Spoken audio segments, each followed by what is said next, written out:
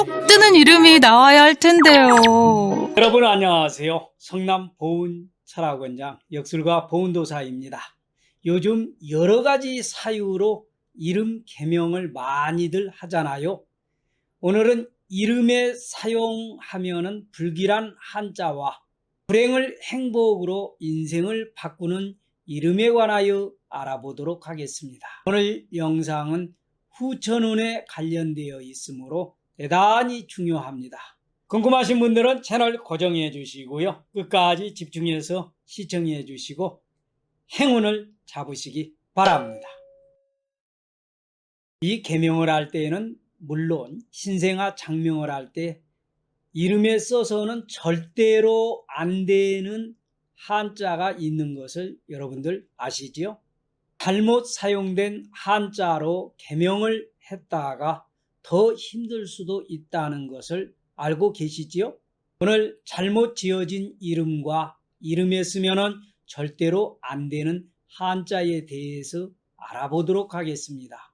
지난 영상에서 말씀을 드렸지만 용 한자는 한자 자체가 지닌 뜻은 고상하고 좋은 의미를 담고 있을지라도 실제 사용하면 매우 불행해지므로 이름을 지을 때에는 이름에 쓰면 안 되는 한자의 여부를 잘 살펴서 장명을 해야 합니다. 이름이란 누가 어떻게 장명을 했느냐에 따라서 그 결과는 크게 차이가 나는데요. 사주는 선천운이라고 하면은 이름은 태어난 이후에 장명이 되어서 사용을 하는 후천운에 해당이 됩니다. 그런데 이 이름은 평생 살면서 사주팔자와 적지 않은 영향을 주고받으며 서로 영향을 끼치며 함께하게 됩니다. 우리의 운명의 적게는 10%, 많게는 30% 정도까지도 영향을 끼치므로 운명에서 이름이 차지하는 비율은 아주 크다고 봐야 하겠습니다. 이 이름이 매우 중요한 이유는 이름 속에 영동운이라는 생기가 들어있기 때문입니다. 생명은 움직이는 것이잖아요. 이 생명 영동운은 운명에 좋은 영향을 주기도 하고 나쁜 영향을 주기도 하는데요. 이 영동운이 좋은 영향을 주기 위해서는 어떻게 장명을 해야 할까요? 장명을 할 때에 성명학적인 요건과 사주 명리학적인 요건을 모두 충족할 수 있는 총 15가지의 조건에 맞추어서 장명을 합니다. 오늘 영상을 보시는 분들 중에서 개명을 고민하시거나 내 이름은 어떤 이름인지 궁금해 하시는 분들에게 도움이 되도록 제가 장명하는 방법을 중심으로 자세히 설명을 해드리도록 하겠습니다. 먼저 좋은 이름의 조건 중에서 첫 번째는 사주에 잘 맞는 이름으로 장명을 해야 합니다. 예를 들어서 사주에 목이 필요하면 목을 넣어주고 화가 필요하면 화를 넣어주고 금이 너무 많으면 금을 좀 덜어내주게 되면은 두 번째는 수리오행에 잘 맞추어서 장명을 해야 합니다. 수리오행은 성명학으로 사용하는 한자의 핵수와 관련이 있습니다. 원형, 이형이라고 하여서 상호간의 좋은 기운을 만들어 주어야 하는데요. 한마디로 얘기해서 한자 간에 서로 충돌이 일어나지 않고 합이 이루어지도록 장명을 해야 된다는 얘기입니다. 세 번째로는 음령, 오행을 잘 맞춰야 좋은 이름이 되는데요. 이름 장명 시에는 좋은 발음의 조합을 통해서 길한 이름으로 장명이 되어야 한다는 말입니다. 우리 철학원을 찾는 손님 중에서 이상녀라고 하는 여자분이 있었는데요. 이분은 어려서부터 이쌍년 이런 식으로 엄청나게 놀림감을 받았다고 합니다. 발음에 신경을 안 쓰면 평생 놀림감 이름으로 살게 됩니다. 두 번째는 지난 영상에도 얘기를 했습니다만 불용 한자를 피해서 장명을 해야 합니다. 신생아 이름이든 개명을 하기 위한 이름이든 장명을 할 때는 최고로 좋은 한자가 있는 반면에 이름에 사용을 하면 매우 불길한 한자가 있습니다. 당연히 좋은 이름을 장명하기 위해서는 불길한 한자를 피하고 최고로 길한 한자를 선택해야 하겠죠.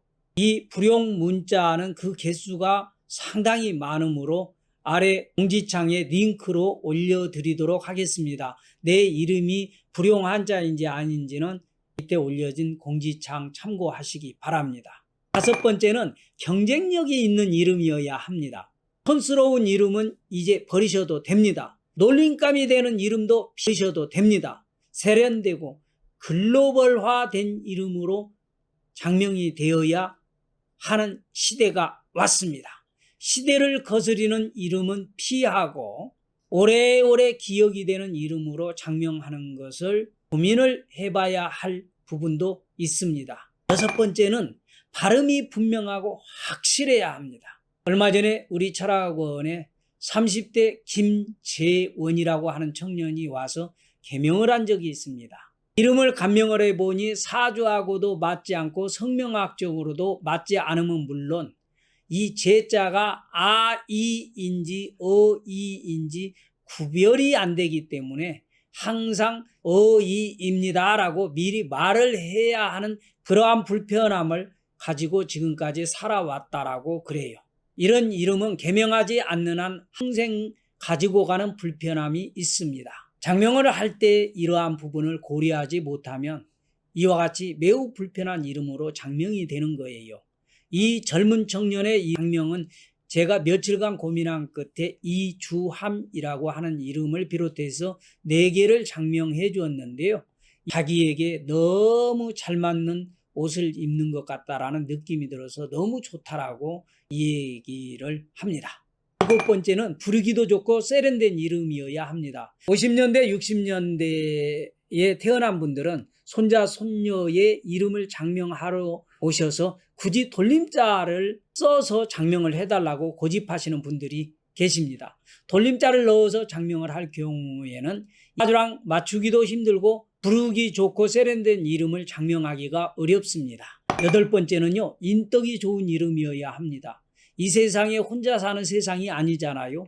이름을 잘 지으면 왕따를 당하지 않고 사회성이 좋으며 사람과의 갈등 대신에 인덕이 좋아야 만인이 우러러 보게 됩니다. 가끔씩 부모님들이 자식 사주를 가지고 오셔서 왜 우리 아이는 사회생활을 제대로 하지 못하면서 친구들하고 어울리지를 못하는지 학교를 가기가 싫다라는 거예요. 제가 살펴보게 되면 그 경우 상당히 이름을 그렇게 장명을 해놓은 경우들이 많아요.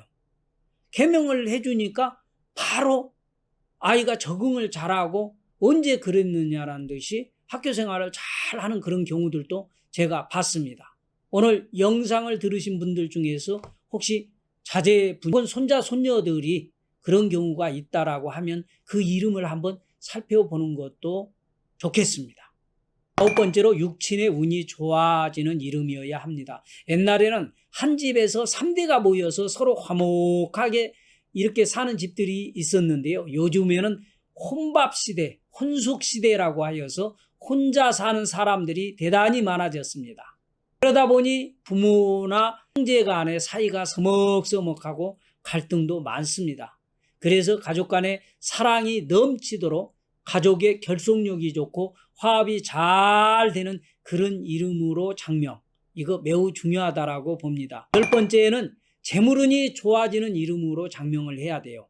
오늘 방송을 듣는 분 중에서 돈 싫어하시는 분들 혹시 계시나요? 한 분도 안 계실 거예요. 아무리 능력이 있고 애모가 출중해도 재물운이 없어서 힘들게 사는 사람들이 많습니다. 살면서 돈 걱정 없이 유복하게 살 수 있게 만드는 이름, 그런 이름이 따로 있습니다. 11번째, 애정운, 배우자 운이 좋도록 장명을 해야 합니다. 꿈과 열정을 가지고 잘 나가던 청년이 애정운이 꼬이면서 결혼 한번 잘못해서 인생에 자포자기를 하고 나락으로 떨어지는 사람들을 많이 보았어요. 궁합이 좋은 상대를 만나는 것이 중요하지만은 애정운이 잘 풀리도록 이름을 짓는 것도 매우 중요합니다. 12번째, 건강운이 좋은 이름으로 장명이 되어야겠죠. 이름 때문에 특별히 지병을 앓고 있는 사람을 저는 수없이 많이 보았습니다. 내게 건강을 가져다주는 이름이 있지만 내게 골골대고 허약하게 살 수 있는 이름이 따로 있습니다. 이러한 이름으로 장명이 되어서는 안 되겠죠. 13번째, 직업운이 좋은 이름으로 장명을 해야 돼요.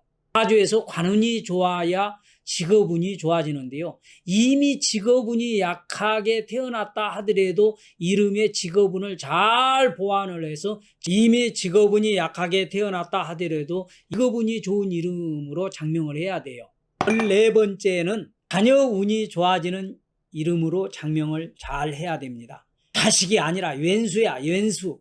이런 말들 자주 하시는 분들 계시죠? 내가 배 아파서 낳았지만 자식들이 내 맘 같지는 않습니다. 자녀가 잘 풀리고 효도하도록 이름을 잘 장명을 해 주셨나요? 특히 오늘 방송을 듣는 분들 중에서 유난히 자식운이 약하다라고 생각이 드시는 분들은 본인의 이름을 한 번쯤은 감정을 받아보시는 것도 좋을 듯 합니다. 왜? 나의 이름이 나에게뿐만 아니라 자녀들에게도 영향을 끼치게 되거든요. 마지막으로 15번째, 갈수록 복이 축적이 되는 이름이어야 합니다. 좋은 이름은 사용하면 사용할수록 불러주면 불러줄수록 행운이 축적이 되고 복을 만들어주고, 흉한 이름은 불길함이 축적이 되어서 재앙을 만들어줍니다.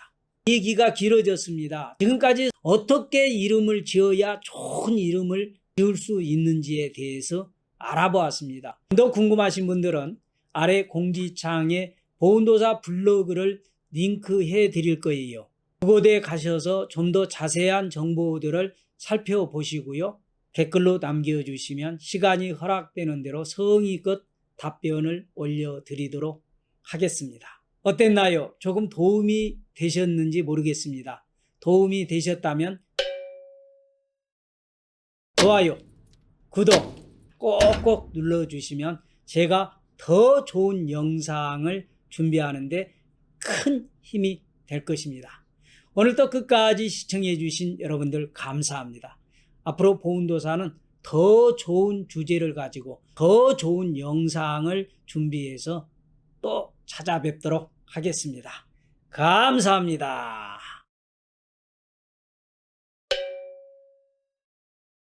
한국 이름 중에서 도사님, 우리 아빠 이름 예쁘게 지어주세요. 쏙 뜨는 이름이 나와야 할 텐데요. 보니까 성씨를 이제 새로 만들어야 돼요. 우리 한국에서는 루시로 생각을 해봤어요. 루. 이 이름은